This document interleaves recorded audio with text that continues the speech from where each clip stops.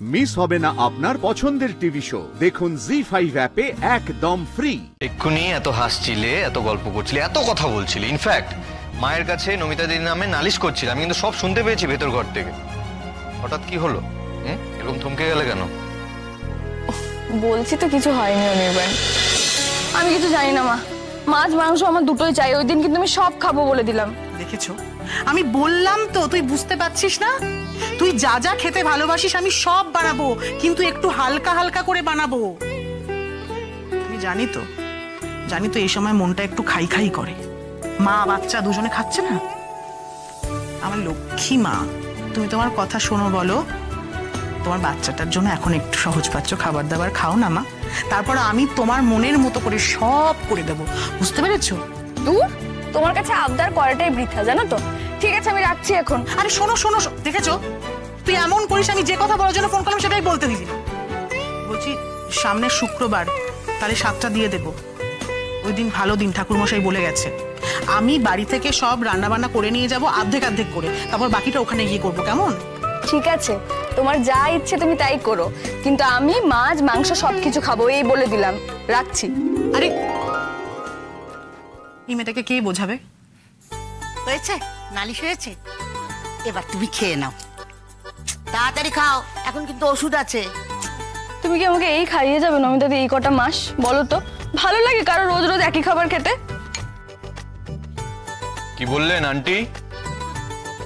কি আবার বললো? আমার ফেভারিট সব রান্নাই মা করবে, শুধু তেল মশলা ছাড়া। আমি তো একটু তেল মশলা বেশি দিয়ে একটু ঝাল ঝাল খাবার খেতেই বেশি পছন্দ করি।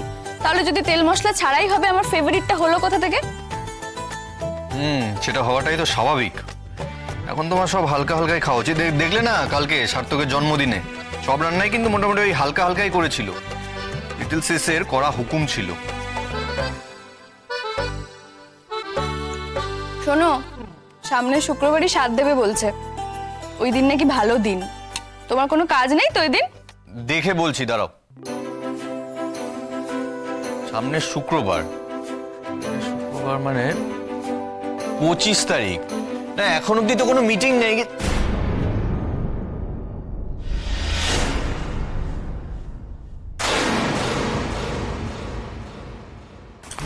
মা, বলছি 25টা বাদ দিয়ে অন্য তারিখে করা যেত না?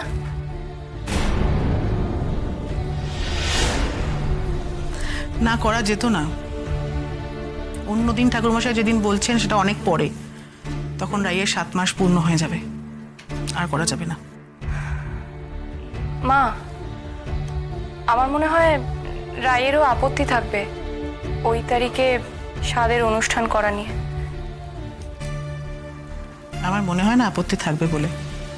বললাম তো, কিছু বললো না তো এখন।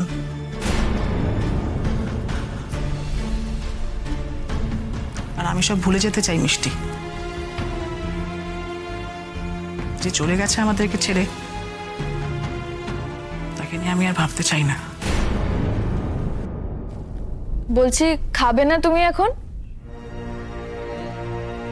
খাচ্ছি, দাঁড়াও একটু এই কাজটা সেরে নি, তারপর খাচ্ছি। হ্যাঁ,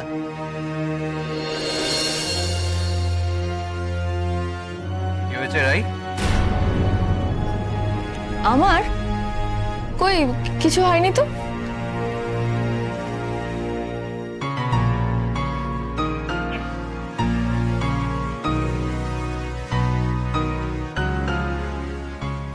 নট ফেয়ার, এটা কিন্তু ঠিক না রাই। এক্ষুনি এত হাসছিলে, এত গল্প করছিলে, এত কথা বলছিলে, ইনফ্যাক্ট মায়ের কাছে নমিতা দিদির নামে নালিশ করছিলে। আমি কিন্তু সব শুনতে পেয়েছি ভেতর ঘর থেকে। হঠাৎ কি হলো? এরকম থমকে গেলে কেন? বলছি তো কিছু হয়নি অনির্বাণ।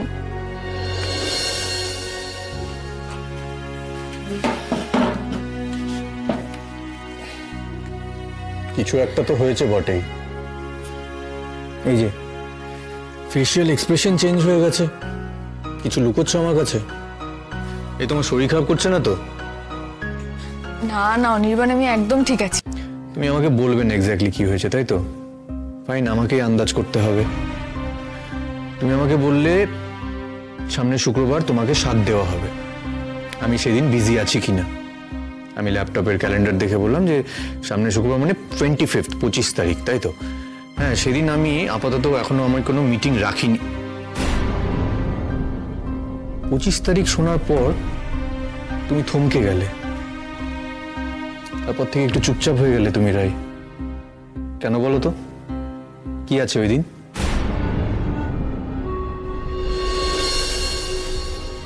ও মাই গড, এ মাসে তো নীলুর জন্মদিন, 25th, রাইট?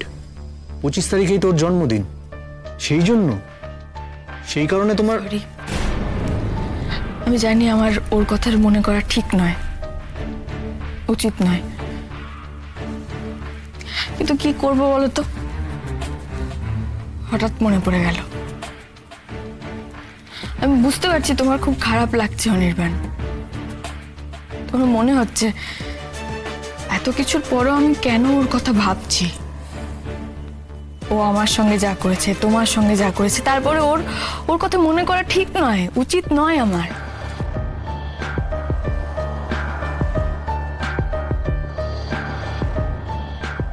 ওকে, অ্যাবসলিউটলি ফাইন, কিচ্ছু হয়নি, এভরিথিং ইজ ফাইন, নর্মাল। আমার খারাপ লাগেনি কিছু, এটা হতেই পারে, এটাই স্বাভাবিক। আর ওর কথাটা মনে আসাটাই নর্মাল, এতটুকু আমি বুঝি। কিন্তু আমি তো বলেছিলাম তোমাকে, আর ওর কথা আমি মনে আনবো না। রাই, আমাদের মনটাকে না সবসময় আমরা বশ করতে পারি না। হ্যাঁ, হয়তো কনসিয়াস মাইন্ডে তুমি ওকে মনে রাখোনি, কিন্তু তোমার অবচেতন মন, সাবকনসিয়াস মাইন্ড, সেটাকে কি করে কন্ট্রোল করবে? নীলু তোমার অবচেতন মনে আছে, আর এটা হওয়াটাই স্বাভাবিক। ওকে, তোমরা পিঠোপিঠি বোন, 25 বছর ধরে তোমরা একসাথে থেকেছো, ঘুম থেকে একসাথে উঠেছো, একসাথে ঘুমোতে গেছো, রাত জেগে আড্ডা দিয়েছো, এটাই তো স্বাভাবিক। রাই, এত সহজে ভুলে যাওয়া যায় না এত কিছু। আমার নিজের কোনো ভাই বোন নেই, কিন্তু এই যে শর্মী, ও আর আমি আমাদের ছোটবেলাটা অনেকটা সময় একসাথেই কাটিয়েছি। আমি হাজার চাইলেও ওর জন্মদিনটা ভুলে যেতে পারবো না, কোনো মতেই না।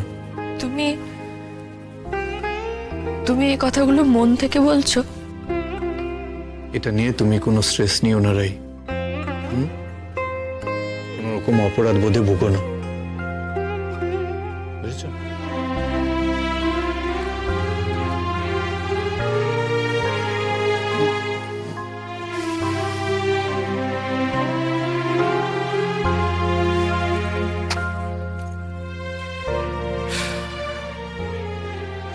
তোমার যেটা মনে হয়েছে সেটা খুবই স্বাভাবিক, বরং এটা মনে না হলে আমার মনে হতো তুমি বদলে গেছো।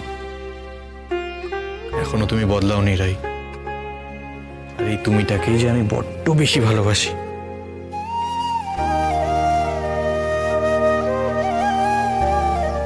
নীলুর কথা মনে আসতেই সবকিছু কিরকম এলোমেলো হয়ে গেল।